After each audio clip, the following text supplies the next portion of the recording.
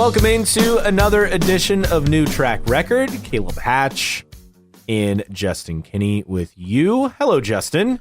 Hello, Caleb Hatch. I hope you had a great extended 4th of July holiday weekend. I did. Who knew it was going to be such a controversial weekend for us on the Twitter machine? Yeah. Ain't that the truth? So we'll get to some of that. Plus, recap of the Honda 200 at Mid-Ohio Sports Car Course, and some schedule and the silly season nuggets as well throughout the course of the episode. Of course, we start with Mid-Ohio, and you called it.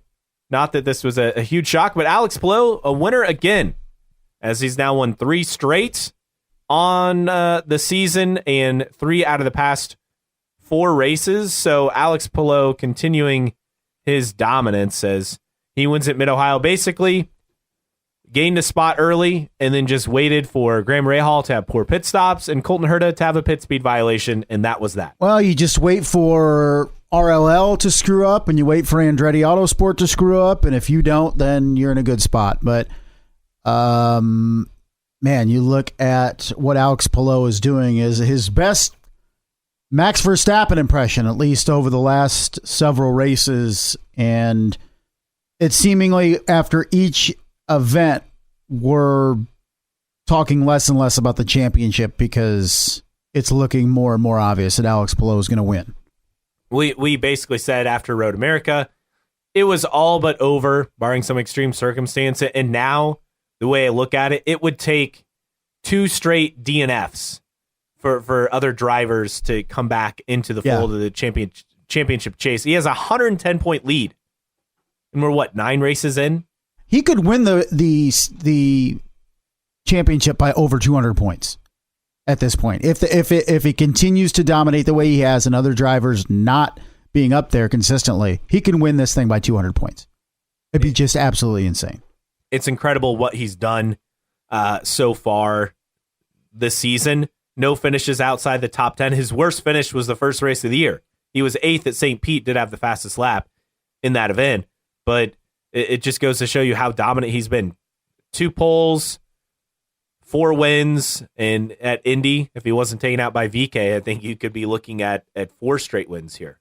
Or, excuse me, 5 straight wins here. Yeah, it just it's insanity. The only thing more insane is Chip Ganassi not re-signing him.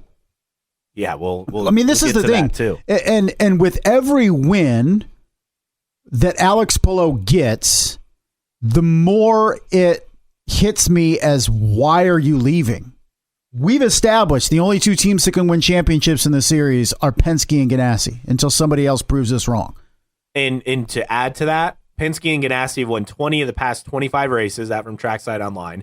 A team outside the Big Four, which includes Andretti and McLaren, hasn't won a race in the series since the 2021 Indy 500 with Elio and Meyer Shank. So it just goes to show you how dominant the big teams are, and especially Penske and Ganassi. Yeah, it's been absolutely astounding, and for everything that Alex Palou is a premier talent for sure.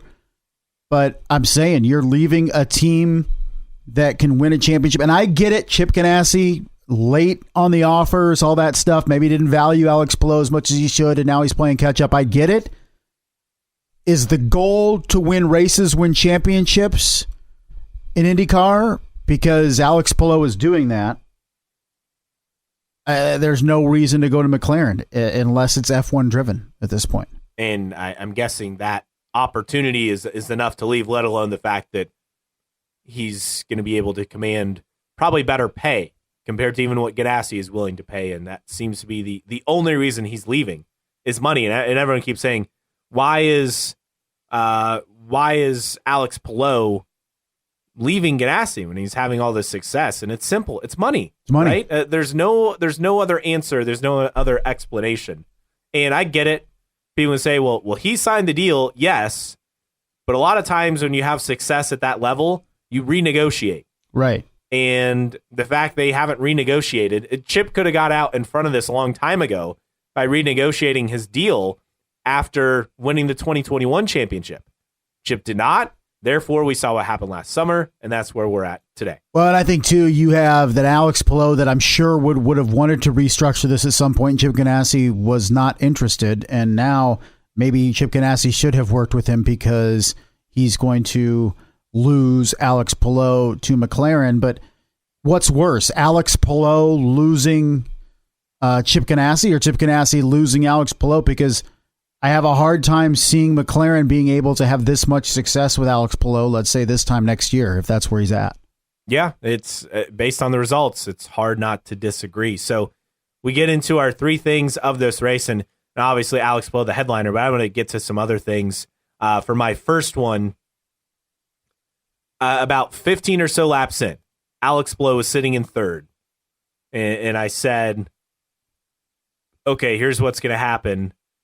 Alex Palou is just going to sit there and wait for Herta and for Graham Rahal and their respective teams to make a mistake. That's exactly what happened. Sure enough. You had the pit speed violation for Herta coming in hot into the pits, and then Graham Rahal had 2 slow pit stops. He ended up finishing in 7th. Herta finished in 11th, so he was never a factor after that. But this is IndyCar, right? I mean, even with the qualifying effort, and Honda was outstanding, sweeping the Fast Six at Mid-Ohio, which that does not happen for manufacturers ever, to have that level of dominance. Yeah. But it just goes to show you how important the big teams are, because yes, Andretti is part of the big four, but they're not part of the big two. And we saw that play out in real time on Sunday. We've said it. There are 4 teams that win races in this series. There's 2 teams that win championships. And when you look at it, is the dominance of the 4 has been big time, and the dominance of the 2 has been big time as well. But you look at it, and Colton Herta, I never got or never at least saw an official explanation. Was it the pit limiter button was broken, or he just cooked it too much and was trying to get control as it was kind of, he was losing control and either didn't hit the button fully, whatever. It was a mistake. And for Colton Herta, it's another mistake that throws a race away. Another pole and doesn't win the race. And when it's not Colton Herta screwing up, it's Andretti Autosport, the team. When it's not the team, it's Colton Herta screwing up. And that's what it comes down to win in this series. And there's 2 teams that can execute consistently to win championships, and by and large, 4 teams that can do it to win races. However, Andretti Autosport continues to struggle with consistency. Consistency with its drivers, consistency with the team, and it's just I threw it out there last week, and when does McLaren usurp Andretti as being that number 3 team in the series? And I think that gap continues to lessen. Yeah, I mean, yes, Andretti has the win, and they've had outright pace in qualifying. I mean, Herta back-to-back poles as a team. They have, 5 poles on the year? But race pace, McLaren is far and away above. And, talking about sweeping a Fast Six, first time that's happened since 2016 at Watkins Glen with Chevy with the sweep. But for Graham Rahal, his first front row start since Barber in 2019, when Sato won the pole and won the race. Graham's first Fast Six since Portland in 21. Will Power yet to make a Fast Six this year. Pretty wild. Which is a wild stat. But qualifying is important, but you got to take advantage of starting up front when you're not used to being there. Like if you're Graham Rahal and to be let down by bad pit stops. I mean, yes, the team has found pace, right? Especially on road courses. But it's not just qualifying up front. You got to have the race pace. And they've struggled with race pace at Rahal. But I think overall, I think what we saw Sunday was there are 2 teams and everybody else. And that's what played out. Well, the problem is for Graham Rahal and that team is that you're so intermittent in terms of you being a contender at a race that the team's not used to it. And that's why they screw up. You saw it on Sunday. You saw it in the 500 a couple years ago, not getting the tire on right when Rahal was a contender and he crashes. So that's kind of what happens when you only have a few races a year where you're really up front and the pressure is on and people screw up. And that's kind of what you're seeing with Rahal, Letterman, Lanigan. But it was an encouraging weekend out of him, and not just from Graham Rahal, Christian Lundgaard, top 5 finish. Even Jack Harvey showed pace, but overall, it was a disappointing ending to a week that started so good for Graham Rahal on the front row. Just like the Indy GP, where you had great qualifying, but not necessarily the results you wanted, with Lundgaard having success, but you thought, oh, that could be his first win, and it just didn't come together with a fourth. So his second, fourth. So overall, though, to me, my first takeaway is simple. It's 2 teams and everybody else in the series, and that's still true. What's your first takeaway? My first takeaway, I guess we can talk more about Andretti Autosport here in Colton Herta. Once again, another pole doesn't win the race, and mistakes. And when is Colton Herta going to get out of those mistakes? Because as Lee Diffie said at the intro to the pre-race show, Colton Herta is the highest paid driver in the IndyCar series. Which was a surprise to me because I thought it was Scott Dixon. Yeah. He got a boost a couple of years going ago. by Lee Diffie, and it makes sense with the amount of money that they had to spend. But, man, for a guy that's being paid more than anybody else in the series, that doesn't have a championship, doesn't have a 500, and continues to make mistakes in pivotal moments, wow. It's I know you had to pay him to keep him, but you're not getting what you paid for with Colton Herta right now. And a guy who has regressed the last 2 seasons. Yes. I mean, he went 3rd in 2020, 5th in 2021, and he won, 3 races in 2021. So a guy who is ready to kind of take off. And then the last 2 years, he's been good, but he's not been an elite level driver. Is there a ceiling you hit, whether it's individually, collectively, whatever, when you're not with Ganassi or Penske? Is there a ceiling to where you say that's the best you can possibly do with a team that's not one of those, that duo, that championship duo? What has Colton Herta hit that? You look at what Alexander Rossi did at Andretti and then regressed and then left. I mean, have we seen the apex of what Colton Herta can do at Andretti Autosport? It seems to be high highs and low lows with that team. Yeah. And the driver talent's there, right? I mean, you have 3 drivers out of the 4 who could win any race weekend. The problem is you also can't count on them to be locked in and be consistent as far as getting top 5s and top 10s. Yeah, not at all at this point. It's what are you going to get? We know we've talked about Romain Grosjean at length. Now we're talking about Colton Herta. Is what are you getting from those Andretti Autosport drivers consistently? You're lacking any type of consistency with those guys, right? So I don't know. It was just another lost opportunity for Colton Herta, and just those things seem to be happening more and more often. What's your number 2? My number 2. So let's get to Simon Pagenaud in that wild crash in the Saturday morning practice session over the weekend. So the good news was he was okay. And that was a Michael Andretti-esque crash, the car tumbling over multiple times. But he had some interesting comments talking about the track and wanting some changes as far as with safety goes.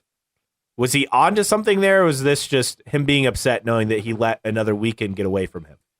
Well, for me, I feel like the latter, because he did have like a comment towards the end of the interview after he was cleared to basically said, well, at least we got some TV time because of how bad that Meyer Shank has been this year.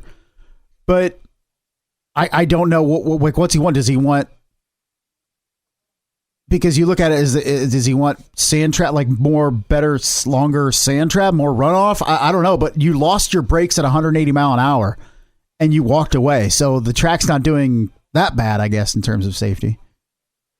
Yeah, I just thought it was odd. Like I get being upset, but I thought it was just misdirected, odd. I guess. I don't know if you can't openly. I feel like the frustrations with Simon Pagenaud was probably within the team, is the brakes going out, whether it's the team or manufacturer, like whatever.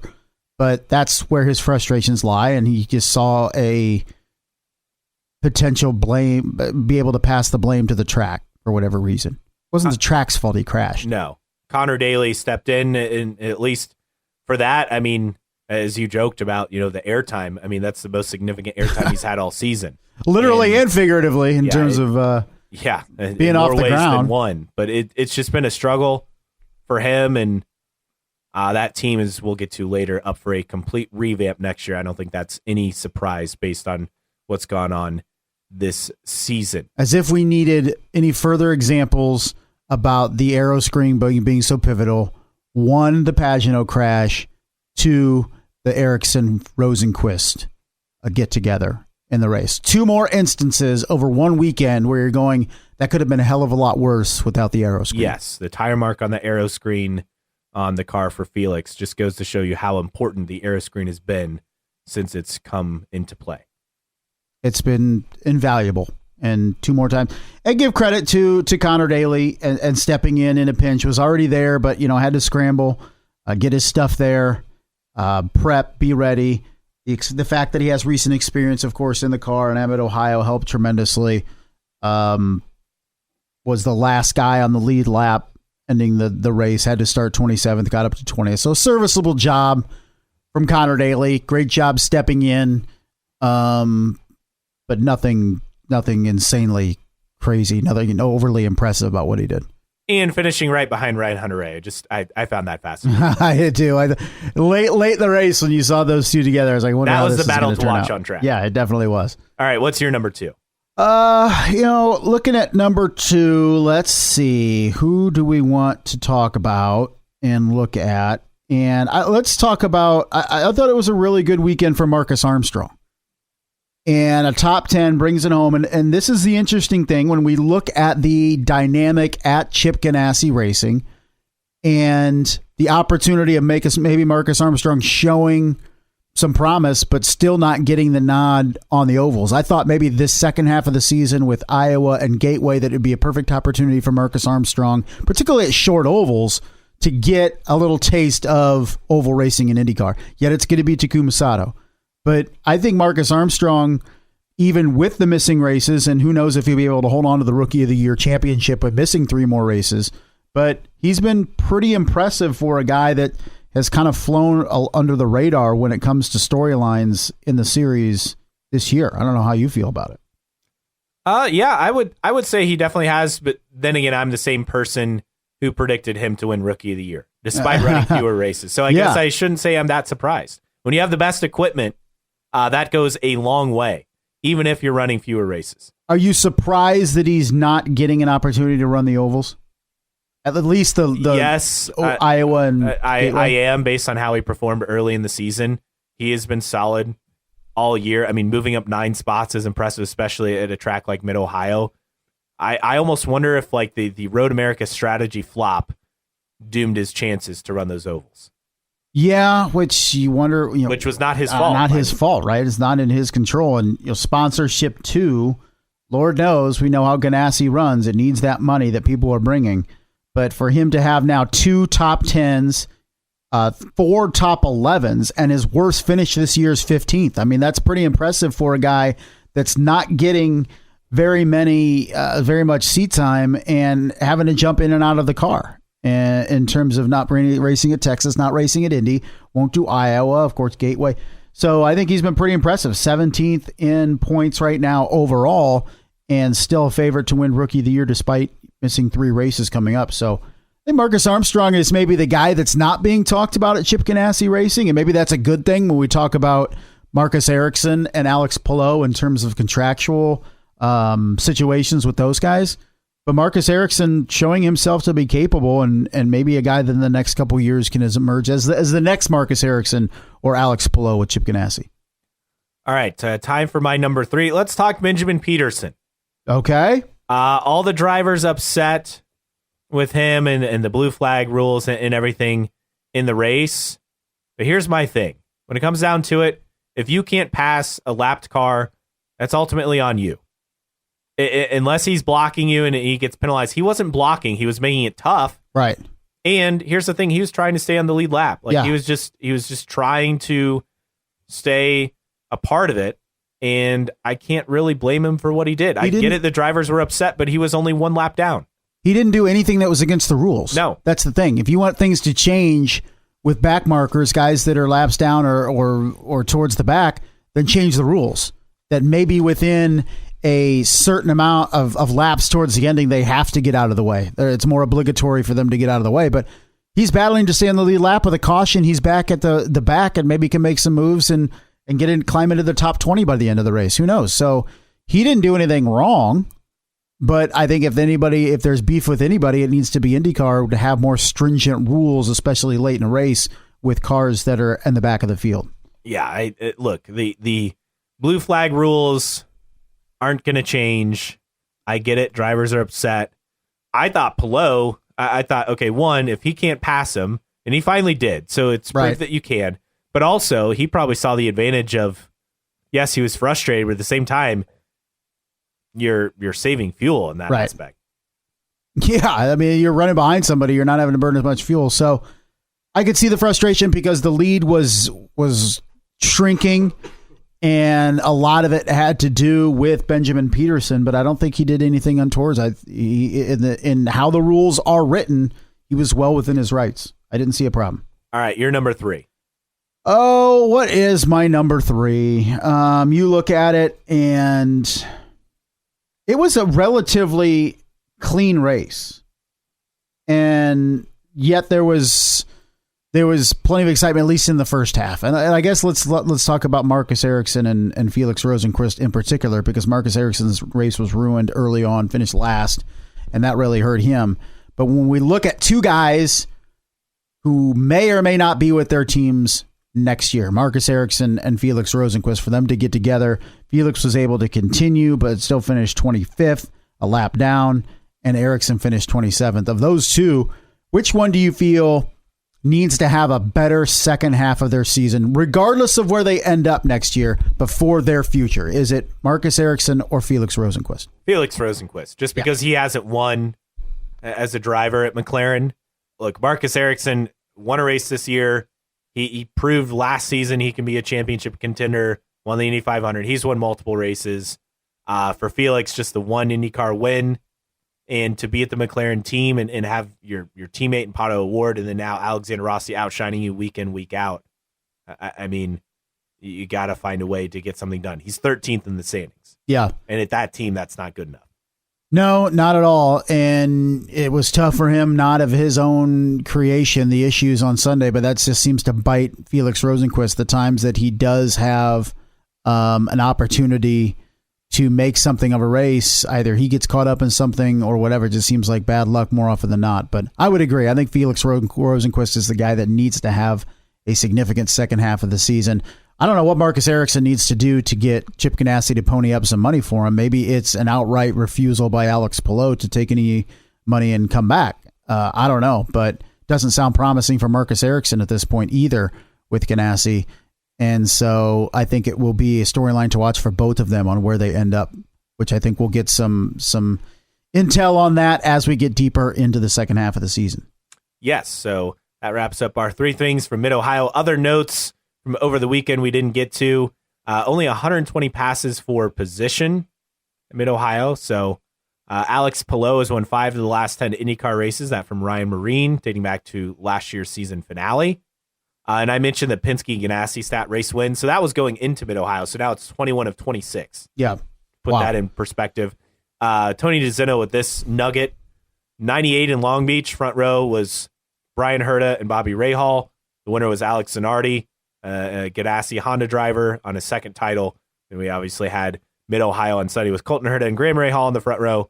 The winner was Alex Palou, Ganassi Honda, where he's very much on his way to his second title. So that was interesting note. They used the rain vanes for the first time due to wet track conditions over the weekend. Yeah, that's fun. We thought it'd rain rain would be a factor all weekend. It was never really a factor. I guess positive or negative. Probably would have made the race a little bit more exciting, but yeah, there was a mass of fans there, and it would have been detrimental for them. So that was interesting there. Colton Herta had a new strategist once again. This time, Rob Edwards moving over to the stand. Well, I don't get the shuffling. You can keep changing the strategy, the strategist, but if the driver doesn't deliver, it doesn't matter. Yes. Meanwhile, TV ratings. I never saw anything about the crowd, but the crowd was massive. Yeah. There was no concern over the crowd. But as far as TV ratings go for this event, also massive, considering it was on USA. 776,000 viewers on USA Network. Most watched cable race since 2021 in Nashville, which was on NBCSN. That got over 1 million. Fifth most watched cable race ever for NBC Sports. So that's really good. 739,000 linear, 776 total audience delivery. So that includes Peacock. The first USA race of this year, 385,000 on Road America. The non-rain altered one in 22. That was not rain altered last year. Detroit, 354,000. That from Nathan Brown. So all in all, massive numbers. But the Xfinity lead-in, and by lead-in I mean lack of a race, I'm sure that kept viewers around.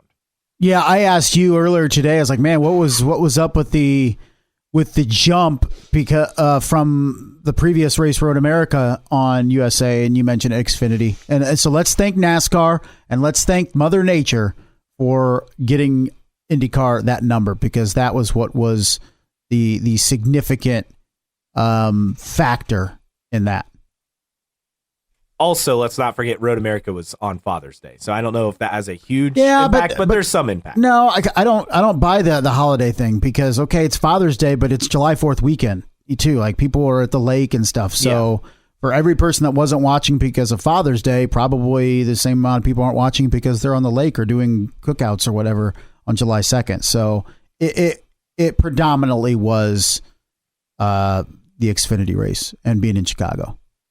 Whatever. We'll take it. To agree. Yeah, you take it, right? These are huge things, because you get more than double the highest rating on cable that you had last season. That's massive. Right. That's massive in terms of the numbers. And so you have the Peacock only race coming up at Toronto, but then you still have one more USA race, Gateway, I think, and then I believe that's it as far as the schedule, if I'm not mistaken. So, I mean, you're at a spot where anytime you can exceed expectations, especially on cable, is huge for the TV numbers. No matter the reason, we'll take it. And actually, okay, it's the Gallagher Grand Prix at IMS. That is the USA race. Gateway is good. Could that be on Peacock? Yeah, right. Could that be on Nowhere? Yeah, could that be a race that doesn't exist? Yeah. We'll talk about that a little bit. Yes. Do you want to do schedule or silly season next? Let's do schedule first. Schedule? Okay. So Nathan Brown had a great article on the Indy Star talking about changes for the 2024 schedule. A lot of interesting nuggets to pull from this story in a conversation with Mark Miles, the president and CEO of Penske Entertainment. So first off, they're weighing two options for a non-points race in 2024. So Argentina, we know, is one of them. But Miles says one that is even more promising prospect, it's in the running, not Brazil. So this is fascinating. Where would this be? I assume the Middle East? Like, where is this? Australia is where I'm thinking, yeah. Yes, Australia mentioned in the article. So that's interesting that Australia has come into play as far as another option. But I just think get Argentina nailed down and make it a championship event first. Now, as far as Brazil, it sounds like it's been very one-sided as far as reports on the series trying to hold a race in late June. Miles says never does 6 months go by that somebody or someone on behalf of somebody doesn't reach out trying to host a race. So, but I think the fact that Australia was dropped as a prospect that's more promising is fascinating. Permanent road course in Australia, or would this be a street race somewhere? I don't know. Like, is it a return to surfers or is it somewhere else? No details beyond just the fact that Roger Penske has confirmed he's engaged in some level of talks with Australia. And then Miles didn't acknowledge with anything more than a sheepish grin, according to Nathan Brown. Interesting. So, supercars run. Is Surfers Paradise still a course they don't do surfers anymore? I mean, there are several tracks that you could do. I mean, a lot of the tracks that that supercars race at. I mean, some are street circuits, some are permanent circuits. There's not enough info about this for me to even begin to speculate on what it would be. I mean, we know Argentina, we know the circuit, we know all the details. It's just whether they agree to have it as an exhibition event as opposed to a points paying event, and then obviously the check clearing. Now, the 2023 championship for supercars includes the Gold Coast 500 at Surfers Paradise on October 28th and 29th. Now, when this was floated a couple years ago, we knew that was part of the reason why IndyCar really wasn't interested, because they didn't know where it would go in the calendar. Now, if all of a sudden you say, okay, starting next year, they're going to go to Surfers Paradise in that late October date with supercars and just do an exhibition race because the season's over, then that would potentially make sense. But, I don't know. I don't know. Could it be there? Could it be Albert Park? Who knows? But and then as far as number of races, well, IndyCar is once again set at 17. This is disappointing because that means outside of dropping the second IMS road course race, which seems like a strong possibility. Please. Because NASCAR could return to the oval as between far as that Cup. And the Olympics next year. Seems like a possibility. But as far as where things stand contractually, Texas will be back next year. Toronto hasn't had a new deal in several years, according to Brown. Laguna Seca had a multi-year deal. Portland's done after this year. Done after this year. I mean, the contract, who knows if they're done, but...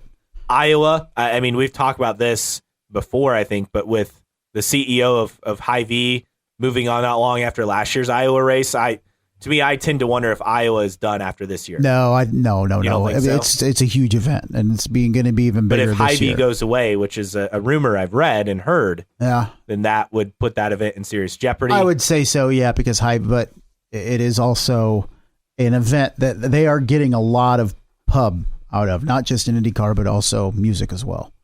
Really no comments on the IMS road course date of the second one being dropped from Miles. Penske did say that Milwaukee had done more than I'd expected in terms of upgrades in recent months.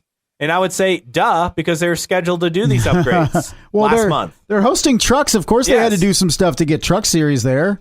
So Milwaukee will be back next year. That'll be your one race, and then you ditch the IMS road course. And then now, you obviously, I would say Iowa and Gateway are interesting as far as do they continue, but I think they do. As long as Hy-Vee's on board, Iowa stays, and as long as Bomarita's on board, Gateway stays. Yeah, hopefully Gateway can have a bounce back this year race. Now year 2 of Cup being there. Hopefully there is more focus on advertising for the IndyCar race this year. And then as far as Milwaukee, some other comments. Miles saying the answer hasn't changed, still things to work out. Penske said, we do have interest to run there. Look, if Penske's saying that, to me, it's all but a done deal. Yeah. And of course, the maybe the most interesting line in the entire story is the last line of the story. Oh, yeah. That always happens. It's what happens in IndyCar media. Yes. So the last line in the story, Mark Miles said, and they were talking about Nashville. We'll get to that in a second. But there's one other market we're talking to about an event that if we could pull it off for 2025, it could have the same kind of impact. Talking about NASCAR going to Chicago and IndyCar going to Nashville. So what event would that be? To me, that kind of level of event means you're either going to have a huge prize money aspect outside of the IndyCar. Which I don't see happening. Yeah, I don't see that happening. Or you're going to go to the Northeast on a street circuit. Now, this was in direct comparison to Chicago, which we'll talk about here in a little bit.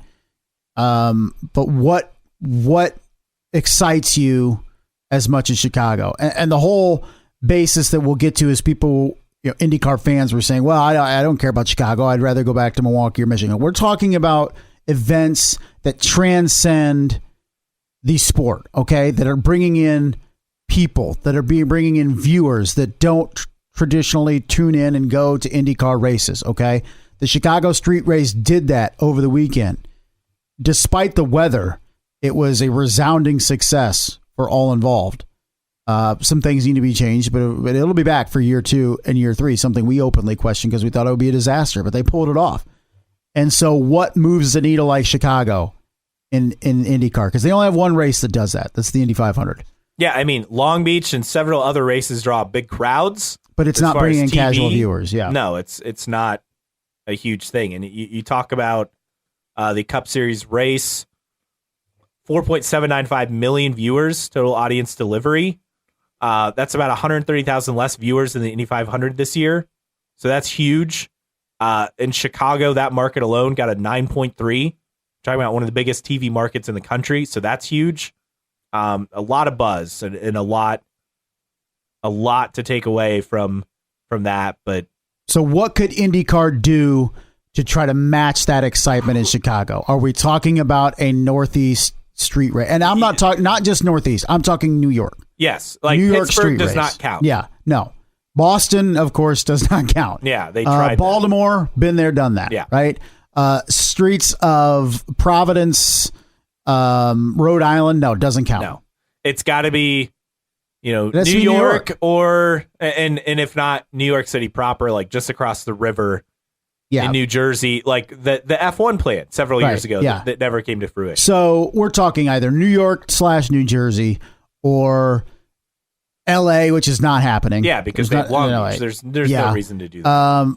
I suggest, Bay Area, but you already have races there. But if it was a San Francisco, you couldn't do it at a street race. It's insane. You'd be going up inclines of 30 degrees, which are pretty wild. You'd be jumping those cars. There's no way you could do it. Would a race in Mexico? No, doesn't move. Or a race in the Middle East that's got some huge prize money thing. I mean, prize money, like maybe say $1 million to win or something like that. Maybe like that. That's the only incentive. But no, Mexico doesn't move the needle. That's why I'm saying I don't think people value just how much Chicago means. Because even if it doesn't return, it was an event that transcended NASCAR fans, transcended racing fans. Yes. Like, a coworker of mine talking to me, oh yeah, the NASCAR race was interesting. A buddy texted me, it was odd. It was really cool to see. And he's not a racing guy. I have an aunt that only watches the 500 that actually posted on our Facebook group if anybody wanted to come over and watch the NASCAR race in Chicago. And here's the thing. It's okay. It's going to be around for a year, but as we've heard, NASCAR is already looking at other venues. Do they go to New York City? Do they go to Denver, which was talked about for IndyCar at one point? Mm-hmm. They're looking at Mexico, which is also being talked about in here. They're looking at the Middle East. We know they're already looking at Montreal and returning in circuit Gilles Villeneuve, where they've raced in Xfinity. Yeah. Now, back then, I think it was like Nationwide or Busch or whatever the series was called then. But they've raced there, but this would be a step up as far as racing with the Cup cars there. But NASCAR knows, okay, when they try things, it's going to have a novelty for about a couple years, and then it's going to wear off. Then you go somewhere else. Then you try something else, and that's what we're seeing NASCAR do. And I told people, so people were saying, well, I don't care about Chicago because I want Milwaukee back. Like, that's just little-minded thinking for IndyCar, is what brings in new viewers. It doesn't matter what it does for the million or so IndyCar fans that watch all the time, okay? So this is like the when we talk about the hotbed, the breadbasket of IndyCar is the Midwest, correct? And NASCAR came in the biggest market in the Midwest by far, and the third biggest market in the country, third biggest city, metropolitan area in the country.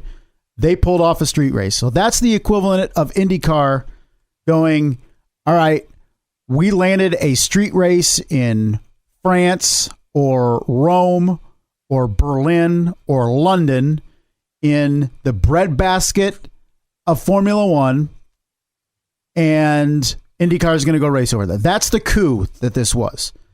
And people just don't understand that. But this is what it was, is IndyCar's, their lifeblood of IndyCar is the Midwest, and NASCAR just came in and swooped up and put the biggest event on possible in the Midwest outside of the Indianapolis 500.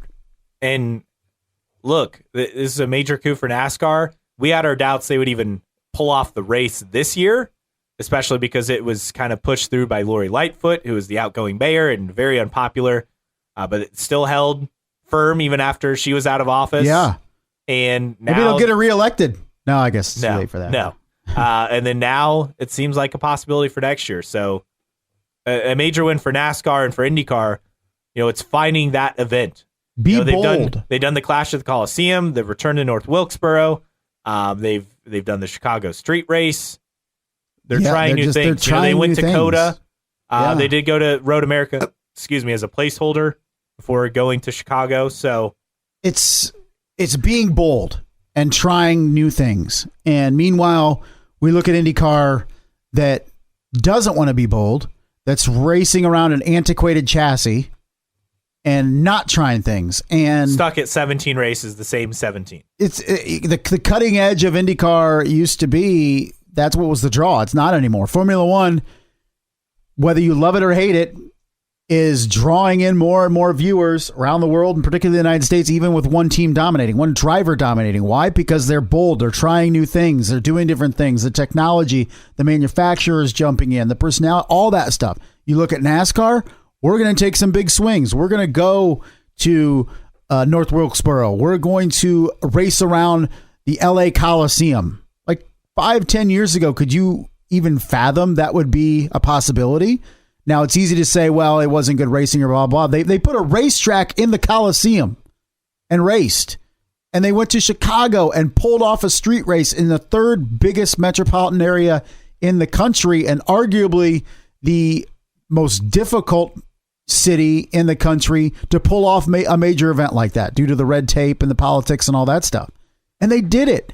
And yet IndyCar fans going, nah, I'm not jealous of it. I'm just worried about going to Milwaukee. Sorry, that doesn't grow your sport. It doesn't at all.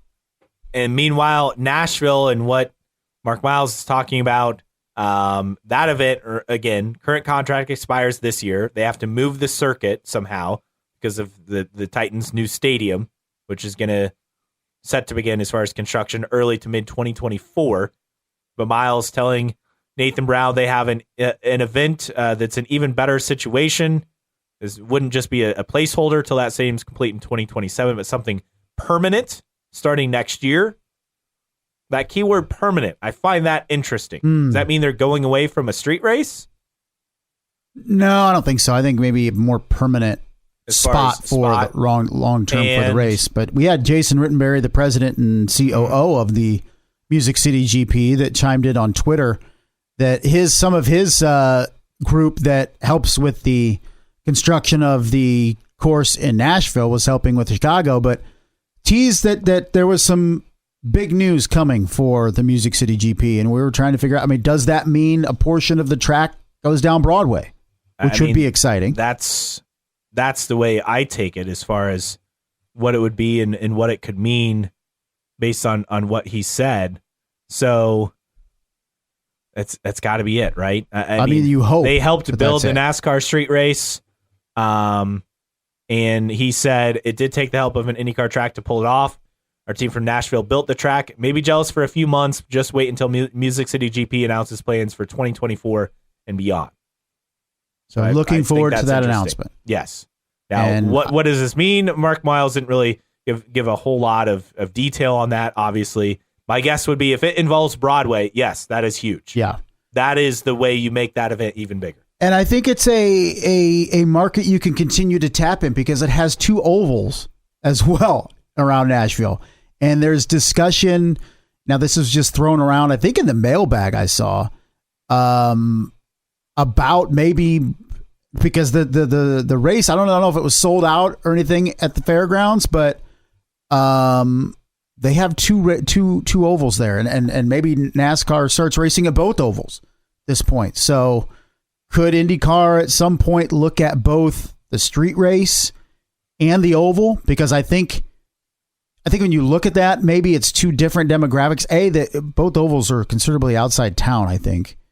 And B, street races kind of cater to younger demographics. Do you look at ovals maybe as the older demographics? Could you tap into both markets? The oval, as far as Nashville Super Speedway, is well outside of downtown Nashville. I guess the fairgrounds is close. The fairgrounds is within the city. Yeah. But who knows? Limited capacity-wise. True. It's something like 15,000 seats. But I mean, Miles said what they're thinking about doing in Nashville is a big impact, but there may be a way to really amp it up further. That's the quote talking about what they're looking to do in Nashville. So we shall see, but either way, Australia in the conversation as far as an international event. Brazil seems to be a non-starter. Yeah. And then Milwaukee, I still think is going to happen. And then the IMS road course race in Nashville, impacted by the Olympics. How do those fall on the calendar? Those are the main takeaways there. But I think we're waiting to see what Nashville could be. But we created quite the firestorm on the Twitter machine, or at least myself. I did. I will take blame. But what? So many replies, and we can't even get to it. No, it's too much. What Cup pulled off in Chicago? Absolutely astounding, and great job to them. And they took a chance. They were bold. Be bold.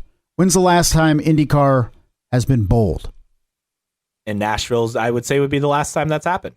And that was years ago that they decided to go to Nashville. Yeah. So, I mean, that's 2021, and here we are in 2023 looking at it 2024, and it just doesn't seem to be gaining any steam. All right, silly season news. So, a couple of things. David Malukas will not be back.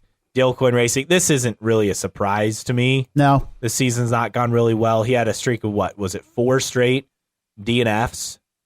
And then finished 6th at Mid-Ohio, so a great bounce-back weekend for him, but not really surprised that he is not returning with Dale Coyne Racing. And then connected to that, HMD, they will not be in IndyCar next year as far as a standalone team. HMD Motorsports will focus on the series formerly known as Indy Lights in 2024. Not very surprising. They still plan on having 7, 8, 9, 10 cars in formerly known as Indy Lights next year. And it sounds like they're doing their due diligence on what they want to do in IndyCar, if ever. They're a team that I think they can read the landscape, and it's not going to be easy to just jump in there. They basically said they want to come in and be able to immediately compete with the midfield teams. And I think they know that they're not there yet. Marshall Pruitt reporting that Malukas is drawing interest from the likes of Andretti Autosport, among other teams. I mean, that would be an ideal fit. He could take over the 29 car where Devlin DeFrancesco's at. He brings a lot of funding, but he also brings a lot of talent. Let's not. Yeah, he does, and finished the season strong last year, which was a big thing. I think it would be a good fit for him. I think Ganassi, that team's been thrown out there, but based on what we've read elsewhere, it seems like there are other people when it comes to funding that are more in play, like Kevin Simpson and Marcus Armstrong, and obviously the whole Palou and Ericsson thing, where we didn't really get anything new over the course of the weekend with them directly.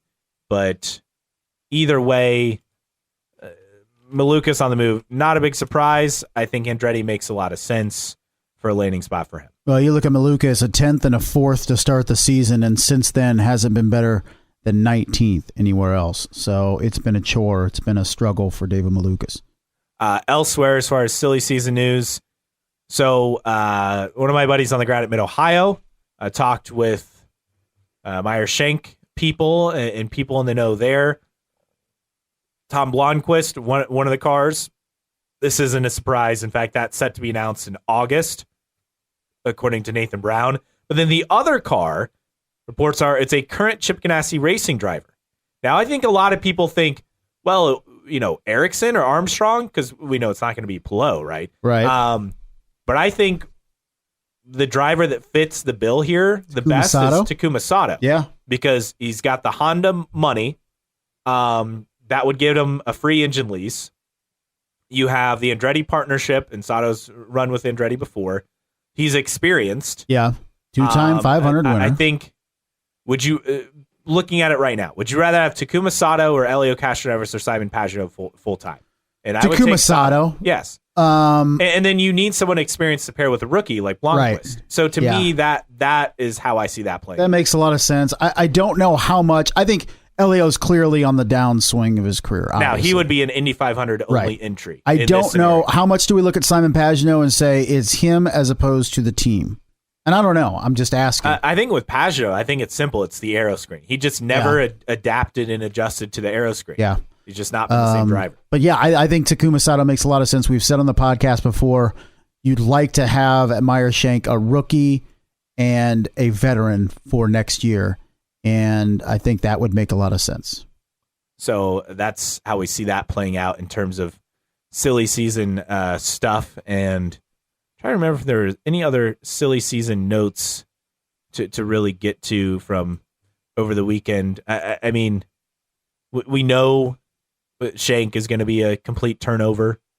It'll be interesting where Devlin DeFrancesco, where he goes, because, I mean, he brings enough money, he will get a ride if he wants it, right? Right. So that's another factor with it. And it was surprisingly quiet over the weekend in terms of silly season stuff.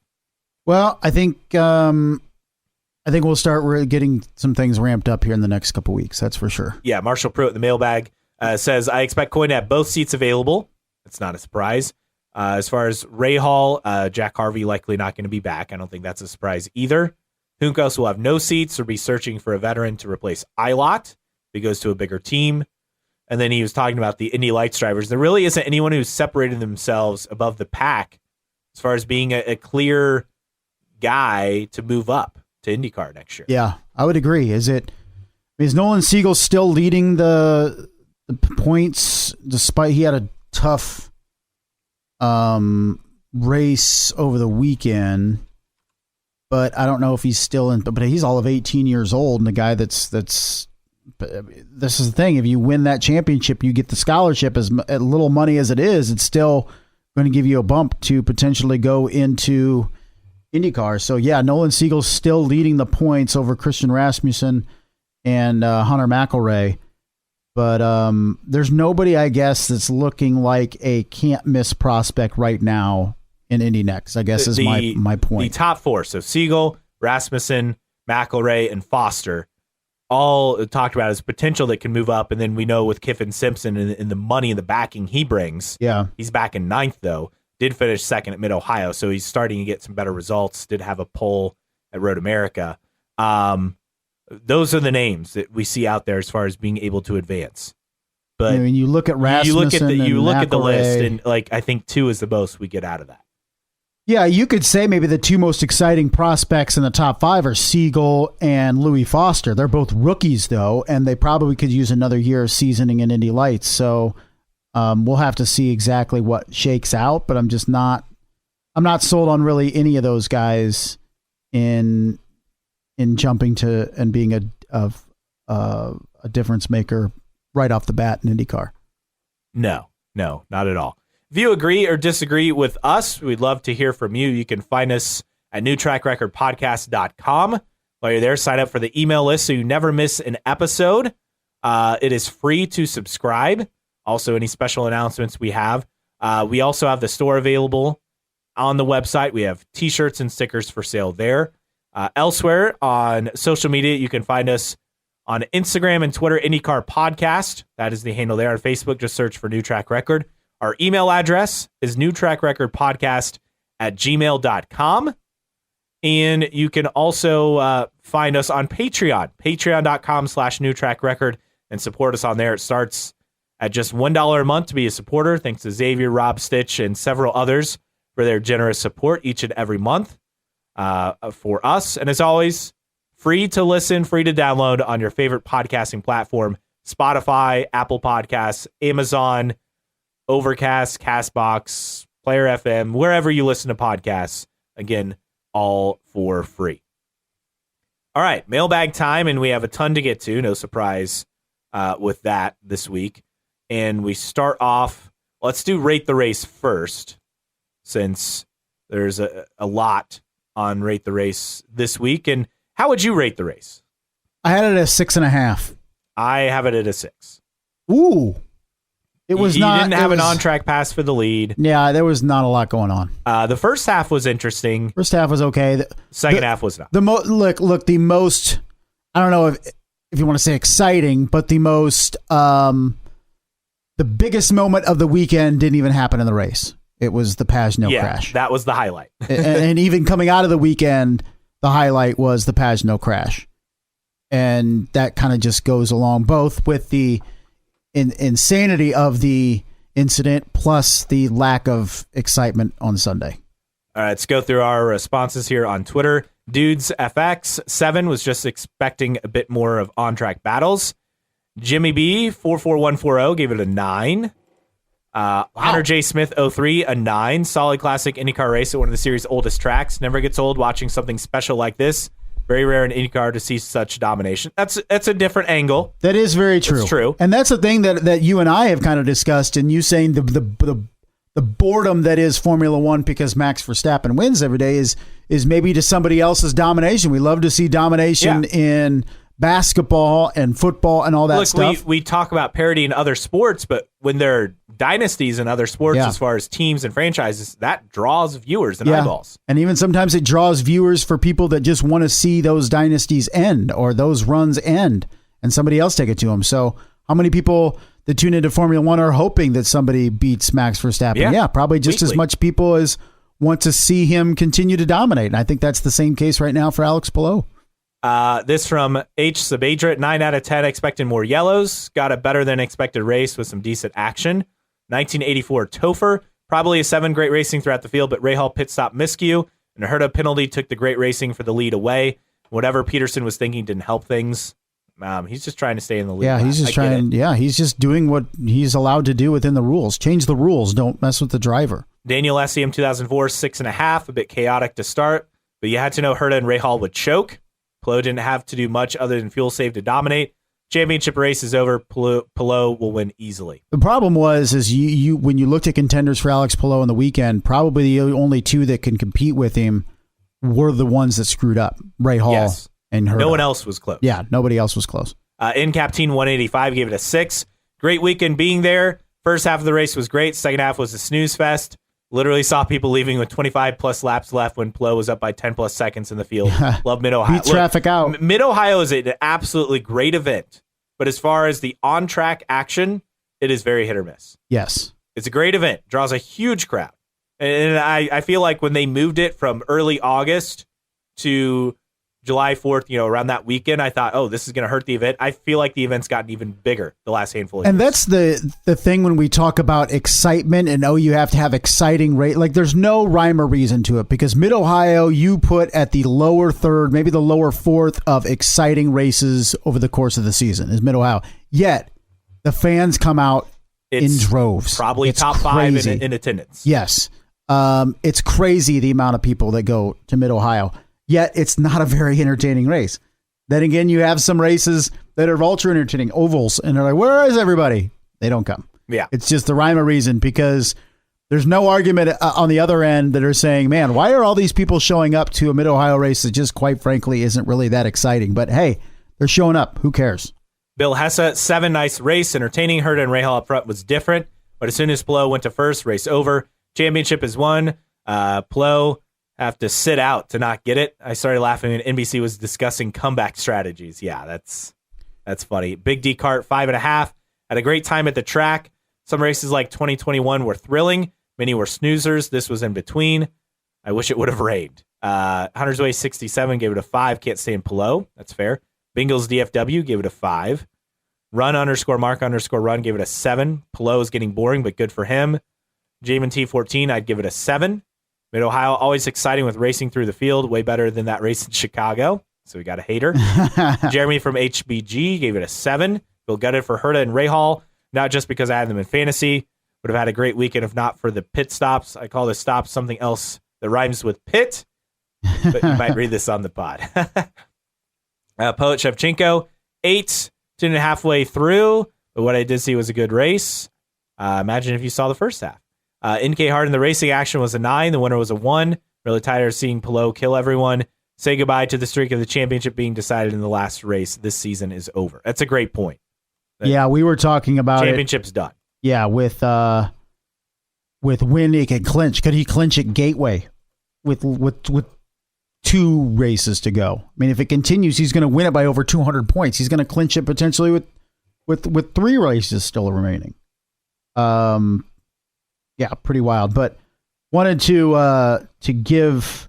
We haven't checked the standings of the fantasy league. I forgot to in a while. Enter this and week. Stucks Racing is in first right now overall, trailing about 40 points behind. I thought you had the keys in second, Milwaukee's Best in third. So the race for the championship, it is tighter than the actual IndyCar Series championship. Always a good sign. We'll start making sure we're giving more updates here as we get through the second half of the season. But right now, Stucks Racing on in the point position right now in first. You posted a tweet. If you're an IndyCar fan, you're not jealous that NASCAR pulled off a Chicago street race, even if it's just for 1 year. You're lying to yourself. And there are a ton of responses. I just want to get to one. Little did I know this was going to create such a firestorm. Talk me off this hot take ledge. I'd give it the annual Mid-Ohio Fuel Mileage Parade for 1 year of a cool downtown street festival in a Tier 1 city. That from Faux Will Power. Here's the thing with Mid-Ohio. It used to be 90 laps, and they bumped it back down to 85. Yeah. So you used to have 2 and 3 stop strategies. Now, Pato O'Ward had to do the now 3 it's a stop, straight. but now it's a straight 2 stop. I just thought that was interesting that they've kept it. And here's the thing with the post is I wasn't dogging Mid-Ohio. I'm not dogging IndyCar track. I'm not saying it. The point of the matter is I said it earlier, is when your bread and butter of your sport, the hotbed of your sport is the Midwest, and you have Cup come in and smack dab pull off an event that nobody thought was possible and effectively steal the momentum in the Midwest and put this on, whether it goes for 1 year, 2 years, 10 years, whatever. The fact that they did it, that they pulled it off, you cannot tell me that you would rather that you wouldn't be excited for IndyCar to be there, that it would be such a big deal. But if somebody else does it, then you marginalize it. But no, it's pretty much the equivalent of IndyCar going into a European city, a European capital city, and pulling off a street course race in the shadow of Formula One, and Formula One not being able to do it.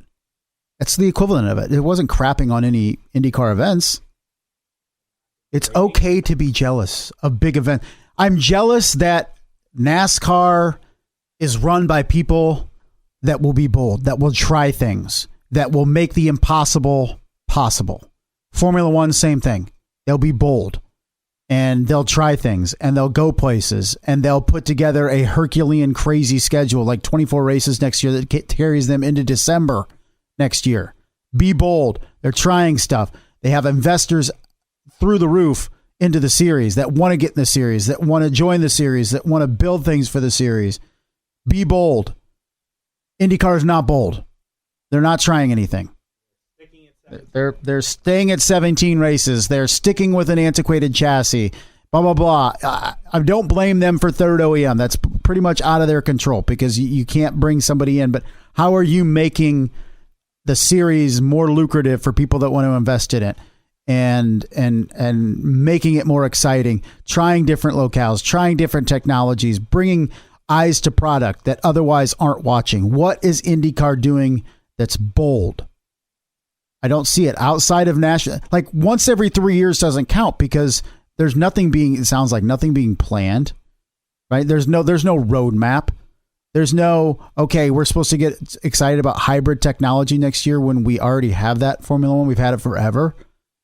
You could even look at the sprint format with Formula One. And do I like it? No, not really. I'm still confused. Like, what are they racing for? They're racing for points. Is it for position for the race? No, it's like a mini race before the race, but they're trying to inject excitement into the weekend instead of having just 3 practices and a qualifying and then a race.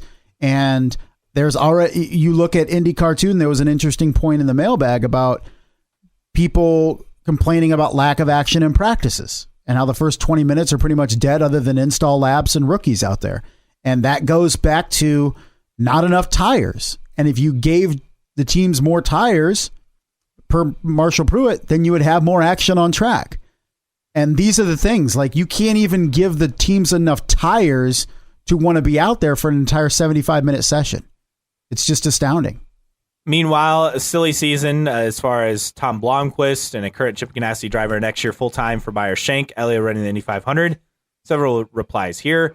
Luke BS37 said Sato Shirley. Yes. Someone else, Tyler_Allen. Plus a contract isn't renewed. Who would leave Ganassi for MSR? I love MSR, but Ganassi is cream of the crop unless it's Sato. And again, we think it's Sato for that exact reason. RSB _ 350. Hopefully MSR can get back to winning with some fresh faces. HJ Carp 29. Got to be Armstrong or Sato. Don't know if Ericsson would go to Shank. Dixon seems loyal to Chip. Plows either Ganassi, McLaren, or F1. Zoomy Stitches. Fingers crossed Blomqvist decides to run under the New Zealand flag, and Kiwis can continue taking over. Collett _ Tom Blomqvist has been the favorite since December of last year. And then Corny for Archer. Got to be Sato. He wanted a full-time ride again. Several other replies here. Blomqvist and Ericsson. Interesting combo for MSR. Hopefully they get their crap together and give those boys a good car. That from Mikey McGuire MS. Also, Adaptive Mom said Blomqvist and Ericsson. It'd be an interesting combo. Yeah. So we shall see how that plays out. But that wraps up the mailbag. Time for news and notes. Not a whole ton to get to as far as after the race weekend. But we have Spire Motorsports. This is interesting. Marco Andretti will be at Mid-Ohio this weekend with Group 1001 in Cambridge on a NASCAR truck car. Fascinating entry there. Caitlin Clark will be at the Hy-Vee IndyCar weekend. The Iowa women's basketball star signing autographs July 22nd, 10:30 to 11:30 a.m. and July 23rd from 10 to 11 a.m. It's a pretty big get to have her there. She's a big star in women's basketball. And talking about that Cambridge and Group 1001 deal, so multi-year partnership with Spire Motorsports. Being Corey LaJoie's or Ty Dillon's car starting this weekend, and then obviously on Marco Andretti's truck entry. Interesting. Yeah. And then in F1, Michael Andretti Global, Andretti Cadillac, seems like they could get an answer by the end of the month if they will have an entry in F1. I just don't think they're going to like the answer. I'm still pessimistic about the whole thing. We'll see. We shall see. And Tony Kanaan, special advisor for the Arrow McLaren IndyCar team. So good to see him still involved in the sport moving forward. We knew he'd end up somewhere. Yes. Good to see. Tweet of the week, just one. It was really good. Christopher DeHard, C. DeHard, Scott McLaughlin, not a fan of Benjamin Peterson after this one, and Scott having words with Peterson. And McLaughlin tweeting, I was actually telling him NASCAR was starting at 6:15 Eastern. So that's pretty funny.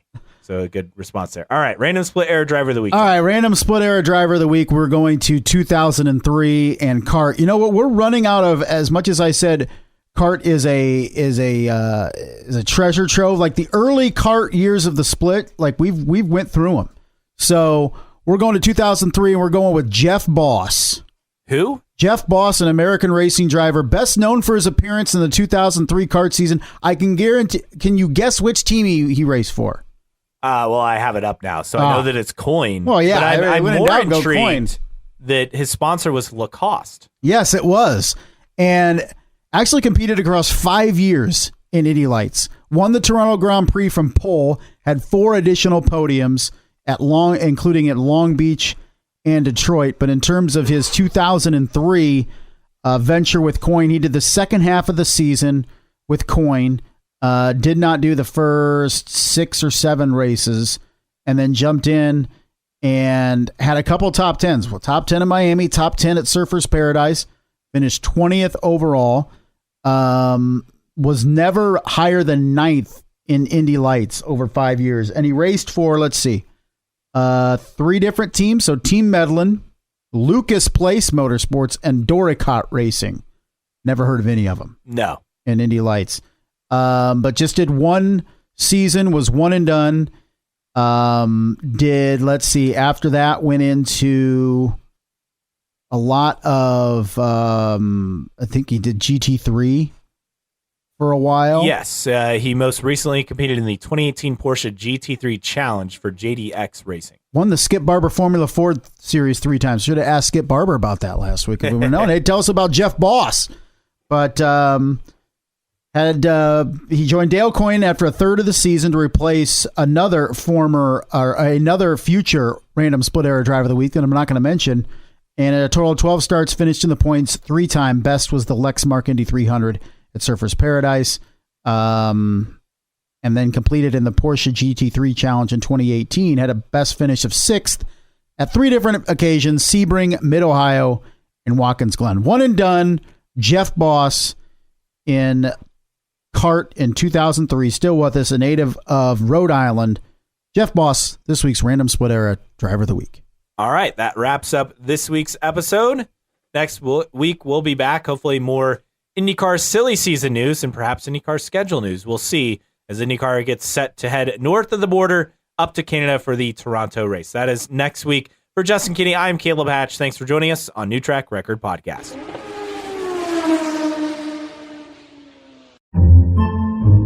Podcasts by Federated Media.